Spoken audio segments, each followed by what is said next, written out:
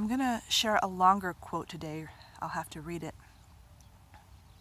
These are the words of Elizabeth Gilbert, and I heard these not too long ago in an interview that she gave. And it's just too good to not to make shorter. I mean, every single one of these words is very important. So this is what she says. Terrified people make terrible decisions.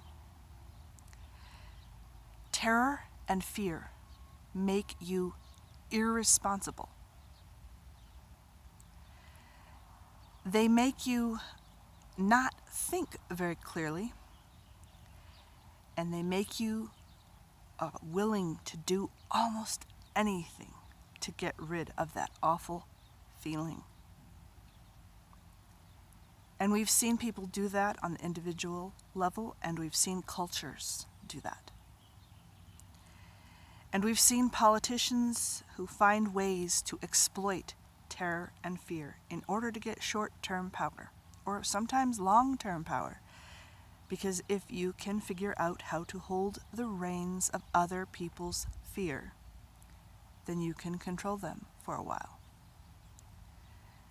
And so one of the very most powerful ways to not end up being controlled by that is to remain more curious than afraid. I think any time in the community that there's anybody who's keeping their head, I think it's a benefit to everyone around them. I think everything is contagious.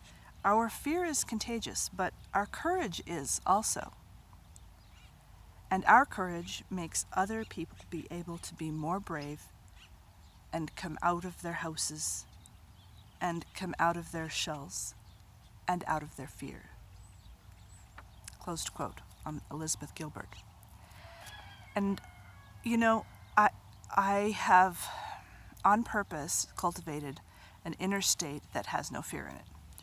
And, of course, being a human being, there's nothing 100% on anything like that. But I do pretty good. I'm hitting 80% there. I haven't watched news for a very long time. I don't do that. I don't even think it's true. And I refuse to think that we are living in a doomed world or anything like that. I don't think you can make the case for it. I mean, we've come so far on many things. And yes, that highlights the places where we still have so far to go. But we have so many good minds and hearts on this earth at this time. I was just watching charitywater.org's newest video, or a video, and it was both. I mean, it was highlighting how there are still hundreds of millions of people without clean water on this planet, which 2018, come on, this is the best we could have done as a humanity. So that's the sad part. That's the scary part. It condemns us. But that one guy has dedicated his life, and it's not one guy, but he had the ability to include everyone else. There's very few people, at least in the United States, that haven't donated to that organization, and you can see the projects that they're doing all around the world. Anyway, I didn't mean to talk about Charity Water, but I did listen to that yesterday. My point being is it good or is it bad? Well, it's bad nobody has water, but it's good that we're getting the water to them now. And so, you know, I'm not saying you have to be or that you have to be like super cheerful all the time. We have to see reality for what it is, but reality has everything together. But my point is the world is not doomed. We're not doomed. Not any more than we ever always have been. And I also like what she said about being curious. Because we are afraid of other people, other places, and most of us who are afraid actually don't know anything.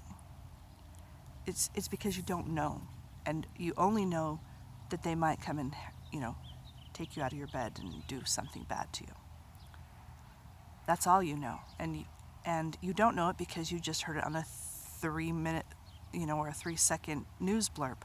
What do you know? Do you know anything? Have you met that kind of person? Have you And even the people who work with, like somebody who maybe works in a prison,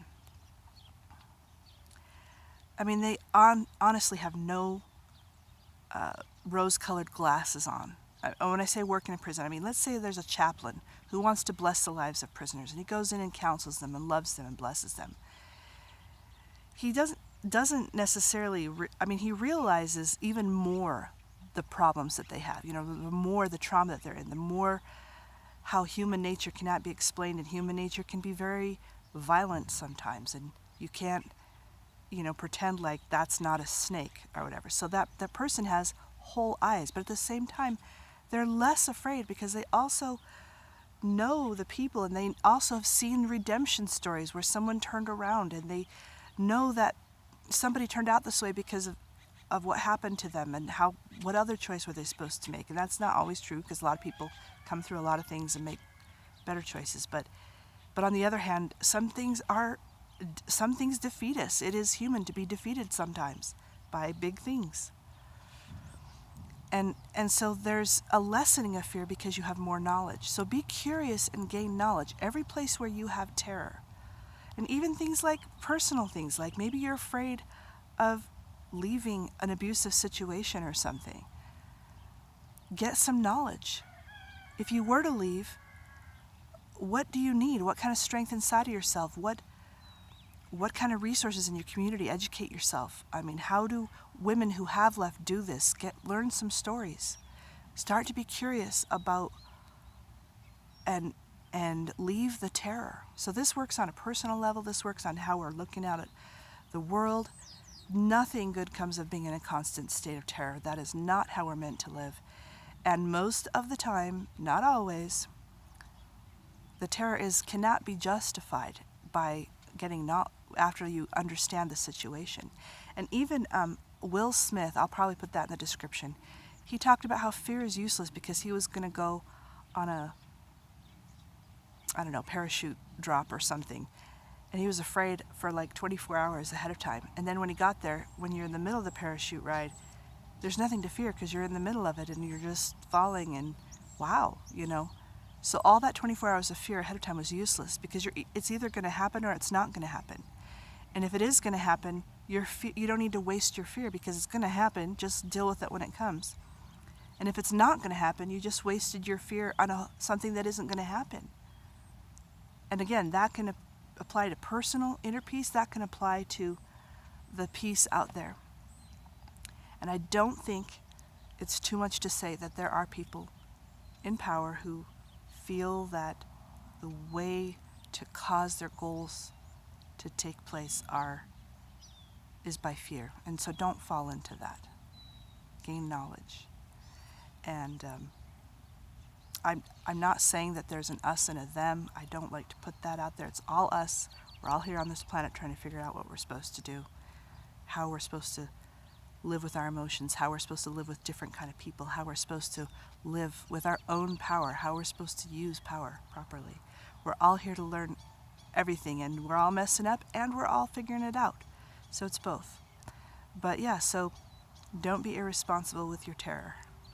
Get curious and gain some knowledge, and just consider releasing it. Like, why would I spend my energy on this? If something happens, I'll deal with it, and I'll gain enough knowledge to be able to deal with it. All right, makes sense? World peace, no terror. We'll see you.